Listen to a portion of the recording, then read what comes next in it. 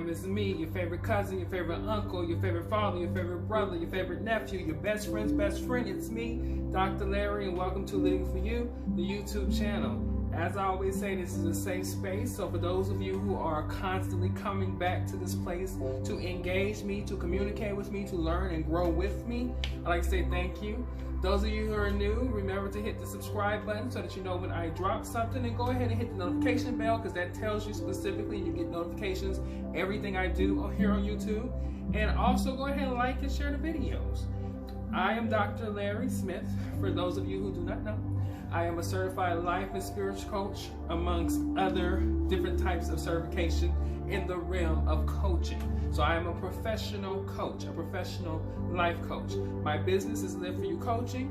If you want to know more about that, you can find out all you need to know at www.liveforyoucoaching.com. So I wanted to jump on here real quick because it's been bugging me.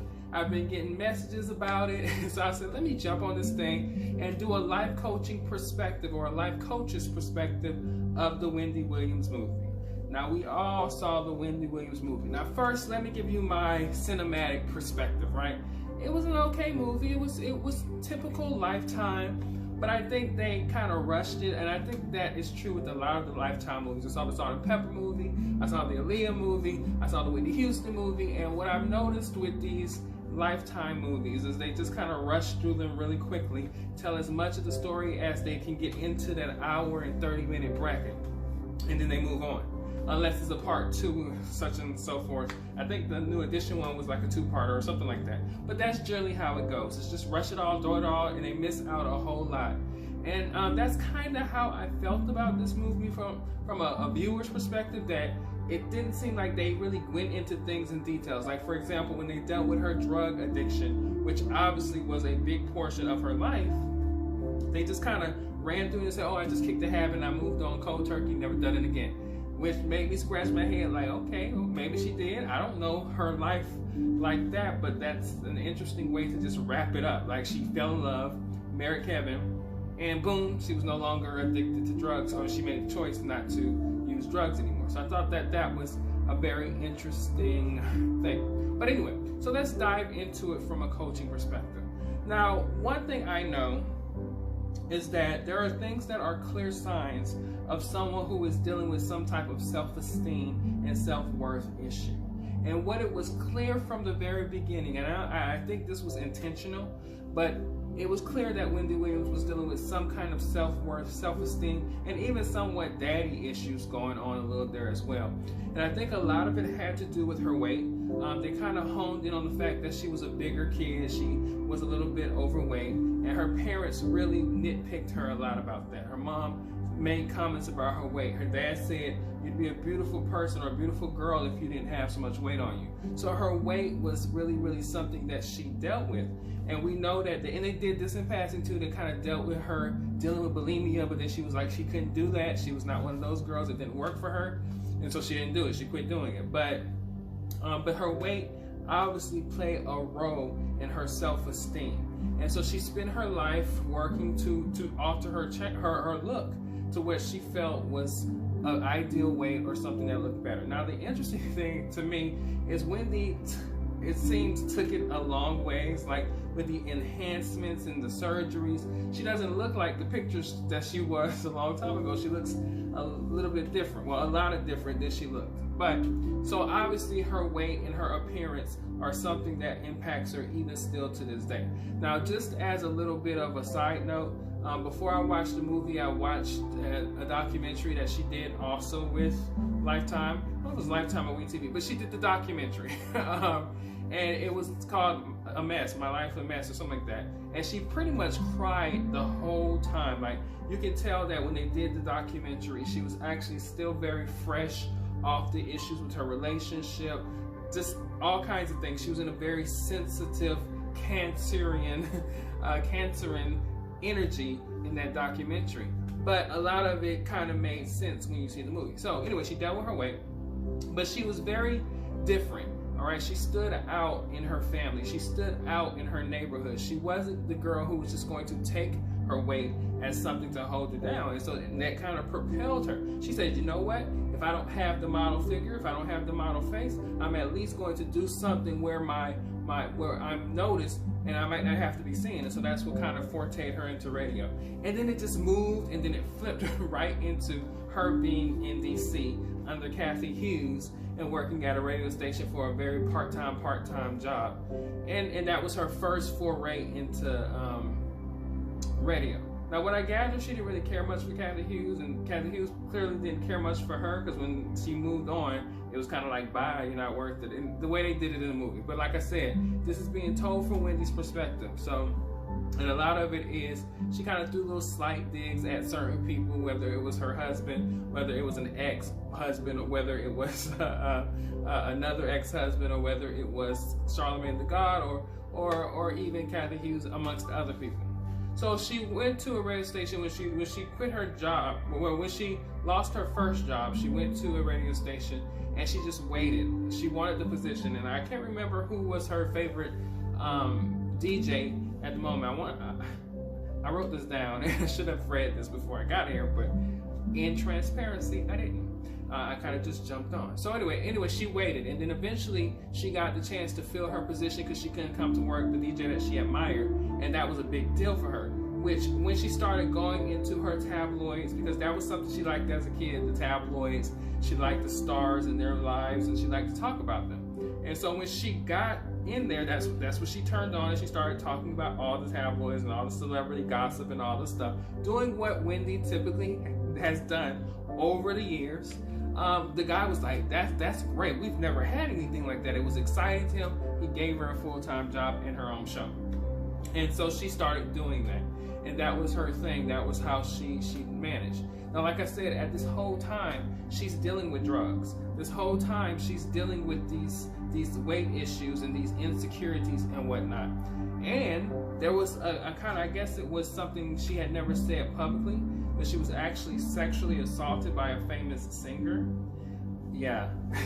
And I think we found out who that singer was, even though they changed the guy's name in the movie, possibly because the singer is no longer alive anymore. So it probably been some kind of liability issues with that. She was sexually assaulted by the singer, which, like I said, when you're talking from a life coach's perspective, that adds to her trauma, the trauma she's already been carrying as as it relates to her weight. And so that just added more to it, and it furthered her drug usage, which was helping her manage her weight as well, by the way. She did kind of mention that in passing, like, this was a way of me managing my weight too. One trauma leads to another trauma, and compounds and sometimes create more trauma, and then you got a person who's living a traumatic experience of a life, right? And it just seems to keep going. The ball keeps rolling. That's what it seems like in many ways. And so, lo and behold, she wound up dating a rapper, Eric B. I can say that. She wound up dating Eric B. And he turned out to be horrible to her. She rented him a car, he didn't turn it in, he wouldn't call her, he wouldn't answer her calls, he treated her like garbage. And so she pretty much, was in that tumultuous relationship. But as time progressed, she eventually caught the eye of her now ex-husband, but her soon-to-be husband then, Kevin Sr.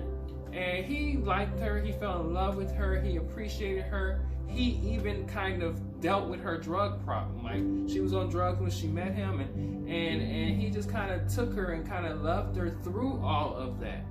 In addition, it's Wendy Williams. Wendy Williams is like the black version of Howard Stern. I hate to say that, the black female version, because I want her to have her own. She is a legend in our community, and she's a legend to me in the broadcasting world. But she's like a shock jock. She says things, she reports scandalous stories. We've all seen and heard the interview she had with Whitney Houston, amongst other people, and she just says things. She just puts it out there, and that gets her into a lot of trouble. In fact, in the movie, the group Toto from Bad Boy came to fight her because of some of the things she had been saying. She had been saying they were broke. She had been saying Puffy wasn't paying them their money. She had been talking about their talent as all this mediocre and stuff.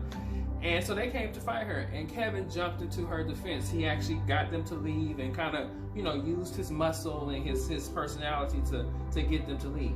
So he became that for her. He became a protector, but also a drug enabler, and he was her emotional support, but he loved her. And from what I gathered in the movie, because when I heard about the movie and I heard it was going to discuss her marriage, I thought it was going to be a bashing him. She did tell her side of the story of what happened to her in that relationship, of him cheating incessantly, getting women pregnant, buying women houses. I think it was like 7 miles away from where they live. The hell. But anyway, so that's a whole nother thing in itself.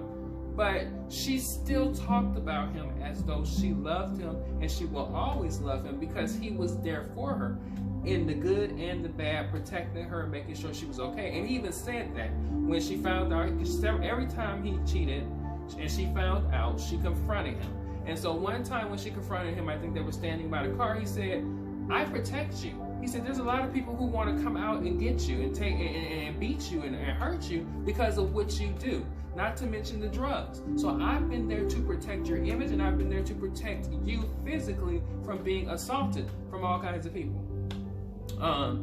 Because if you, like I said, there's just little things thrown in the movies. It was so sporadic and quickly that it was hard to just catch it. Like, for example, you find out Puffy got her fired, according to her. You find that they didn't mention him by name, but they threw it out there. You find out all kinds of little things like that. Even like I said, Charlemagne the God was in the movie, but in passing, And so there was so much there. But he was her protector.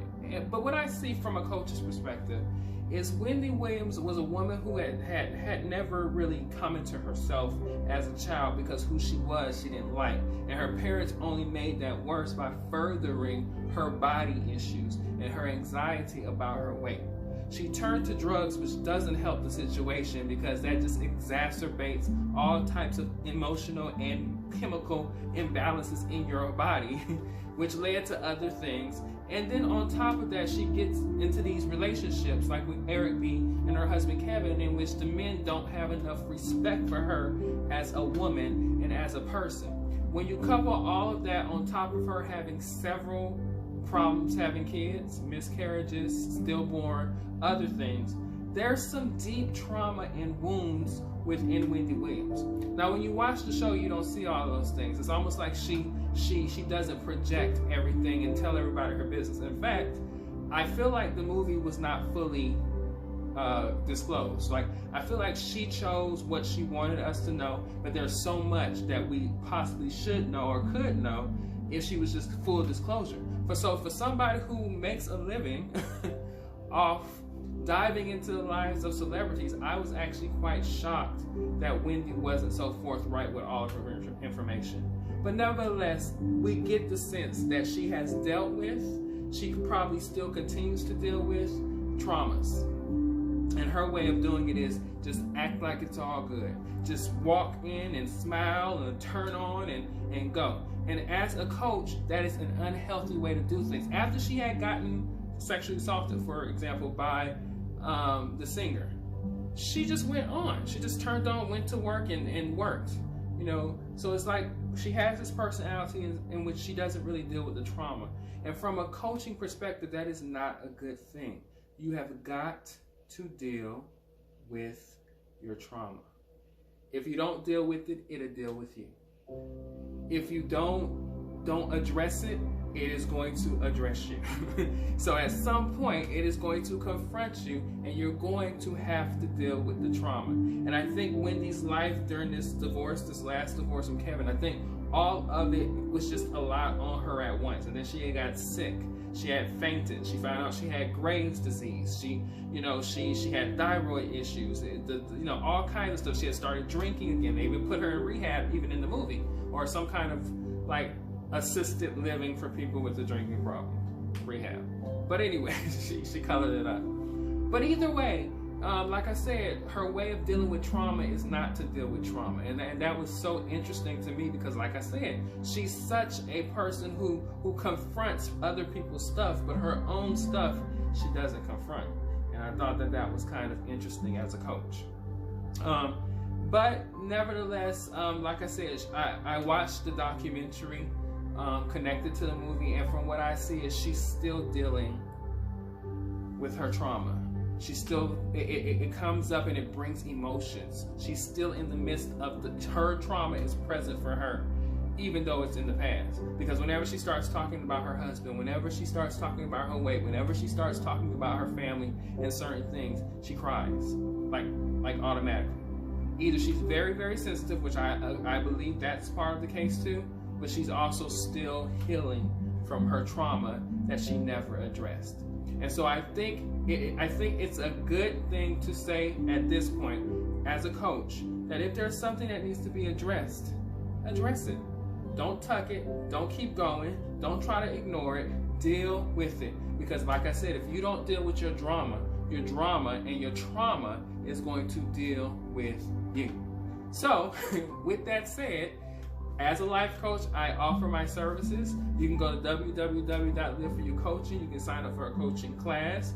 We got other things that are rolling out as the year goes by. We got a book that's coming out. We got more classes that are going to be created. Or you can just get a one-on-one with me for an hour. That's there too. That's available. And we can set you up for multiple sessions so that we can help you deal with the trauma. Don't be like Wendy Williams and ignore it and the show must go on. The show can't go on healthy until you get on with dealing with your trauma so you can move on and be fully present, living today. That's it. I said I was going to address it. I'm here. I said, let me go ahead and address this movie. Let me go ahead and talk about it. It's everywhere, so let me put it there and give it a coach's perspective from what I've seen. So, like I always say, I love you guys. Thank you for coming. Tell your friends. Tell other people, come back. Let's keep doing what we're doing. We're doing a good thing here because we're bettering ourselves internally so that we can better this world externally. Y'all know how we do. I got a whole bunch of videos you can go and watch. They're there. They're in the catalog. Go watch them. As I always say, I love you. And I will see you all in the next video.